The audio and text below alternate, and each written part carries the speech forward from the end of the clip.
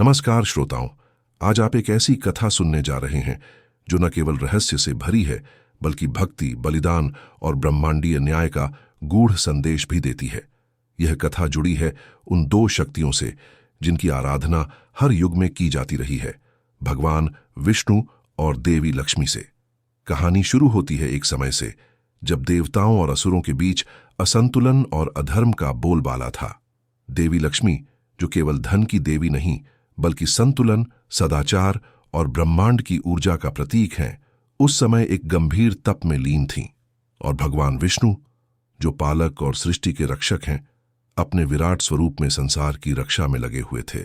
पर इस कथा की शुरुआत किसी युद्ध से नहीं बल्कि एक श्राप से होती है।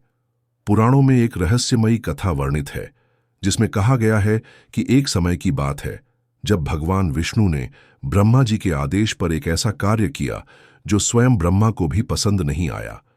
कथा के अनुसार दो महान असुर, मधु और कैटभ, देवताओं को पराजित कर चुके थे और संपूर्ण ब्रह्मांड को संकट में डाल चुके थे। देवताओं की विनती पर भगवान विष्णु ने इन दोनों असुरों का संहार किया। लेकिन इस युद्ध में कुछ ऐसा घटा जो आगे चलकर ब्रह्मांडीय संतुलन को बिगाड़ने वाला था। मधु और कैटभ का वध करते समय उनके रक्त से एक नई शक्ति उत्पन्न हुई। वह शक्ति इतनी विकराल और अहंकारी थी कि वह स्वयं को ही ईश्वर मानने लगी। उसने भगवान विष्णु को चुनौती दी और यहीं से प्रारंभ हुआ एक नया अध्याय। विष्णु ने उस शक्ति को शांत करने के लिए अपना चक्र घुमाया, पर वह प्रभावहीन रहा। तब उन्होंने देवी लक्ष्मी से सहायता मांगी। देवी लक्ष्मी ने उसे रोकने का प्रयास किया, पर वह शक्ति लगातार बढ़ती गई। तब देवी लक्ष्मी को यह ज्ञात हुआ कि इस शक्ति का अंत केवल तभी संभव है जब वह स्वयं विष्णु का सिर काटें, क्योंकि उस शक्ति का मूल उस ऊर्जा में था जो विष्णु के मस्तिष्क से निकली थी। यह सुनते ही देवताओं में सन्नाटा छा गया। क्या देवी लक्ष्मी वास्तव में भगवान विष्णु का सिर काटेंगी? क्या यह ब्रह्मांडीय नियमों के विरुद्ध नहीं होगा?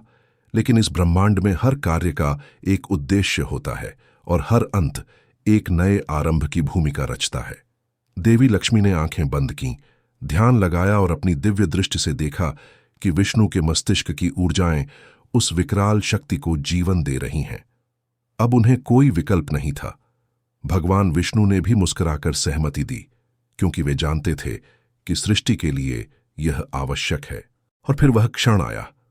देवी लक्ष्मी ने चक्र घुमाया और भगवान विष्णु का सिर उनके शरीर से अलग कर दिया। पूरा ब्रह्मांड एक क्षण के लिए ठहर गया। दिशाएं मौन हो गईं, आकाश थर्रा उठा। पर यही था वह बलिदान जिसने ब्रह्मांड को पुनः संतुलित किया।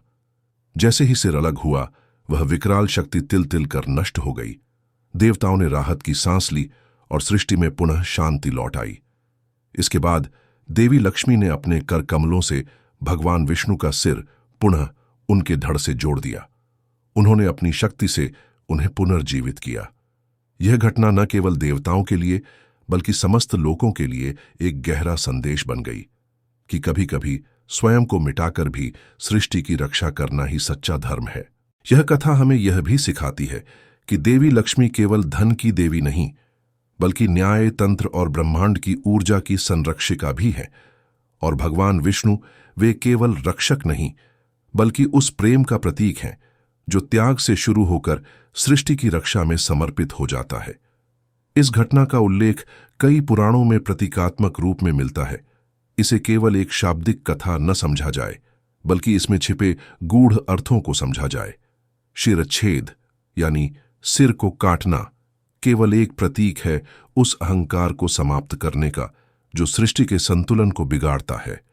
और जब यह अहंकार स्वयं दिव्य ऊर्जा से उत्पन्न हो, तब उसे मिटाने के लिए भी दिव्यता को ही कठोर निर्णय लेना पड़ता है। इस कथा के माध्यम से हम यह भी सीखते हैं कि जब धर्म संकट में हो, तब अपने सबसे प्रिय को भी त्यागना पड़े। यह सच्चे कर्तव्य और प्रेम की पराकाष्ठा है। तो अगली बार जब आप लक्ष्मी जी को केवल धन की देवी के रूप में याद करें, तो इस कथा को भी स्मरण करें जहां उन्होंने संपूर्ण ब्रह्मांड के संतुलन के लिए वह कार्य किया जो शायद कोई और देवी कर ही न पाती। और जब आप भगवान विष्णु को स्मरण करें, तो उस क्षण को भी याद करें जब उन्होंने अपनी आत्मा के अंश को स्वयं कटने दिया, केवल इसलिए कि संपूर्ण सृष्टि बची रहे।